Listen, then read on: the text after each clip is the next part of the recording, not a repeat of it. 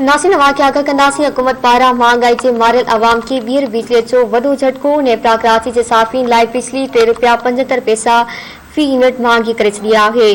Breaking news समाचार share कयूं पिया। नेप्रा जे नोटिफिकेशन मूजिब बिजली सेप्टेम्बर महीने जे फ्यूल एडजस्टमेंट सबबि महांगी कई वई आहे। के इलेक्ट्रिक 2 महीना अॻु नेप्रा खे पेट्रोल जी क़ीमतुनि में मुसलसल इज़ाफ़े खां पोइ फ्यूल एडजस्टमेंट बाबति बिजली महांगी करण लाइ ख़त लिखियो हो। नेप्रा में सेप्टेम्बर जे फ्यूल एडजस्टमेंट बाबति गुज़िरियल महीने ॿुधणी वरिती हुई। ब्रेकिंग न्यूज़ समाचार शेयर कयूं पिया। हुकूमत पारां महांगाई जे मारियल अवाम खे ॿीहर बिजलीअ जो वॾो झटको।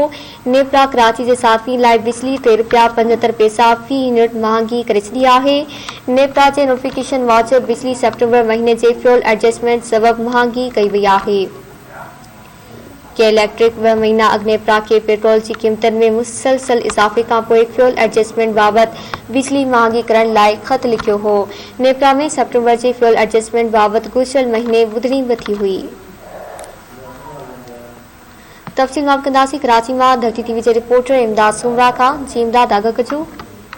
जी बिल्कुल अवांखे ॿुधाईंदा हलूं त हिकु तरफ़ महांगाई, ॿिए तरफ़ जेको आहे नेप्रा पारां कराची वासियुनि लाइ बिजली जो जेको आहे बम किरायो आहे, जिन सां बिजली जी क़ीमतुनि में जेको आहे हिन वक़्तु इज़ाफ़ो कयो वियो आहे। जॾहिं त अवांखे ॿुधाईंदा हलूं त 2 महीना अॻु के इलेक्ट्रिक पारां बिजली महांगी हवाले थियण जे हवाले सां जेको आहे नेप्रा खे ख़त लिखियो वियो, जंहिंजी ॿुधणी जेको आहे नवंबर महीने में थी ऐं उनजी आख़िरी जेका ॿुधणी जेका आहे डिसंबर में थियणी। लेकिन अॼु जेको आहे नेशनल पावर जेको आहे उन कराची वासियुनि लाइ ₹3.75 फी यूनिट जेको आहे उहो महांगो करण जो नोटिफिकेशन जारी करे छॾियो आहे। जॾहिं त बिजली महांगी थियण ते हिन वक़्तु कराची जी आवाम जेको आहे उन्हनि जो सख़्तु रद्द अमल साम्हूं अची रहियो आहे।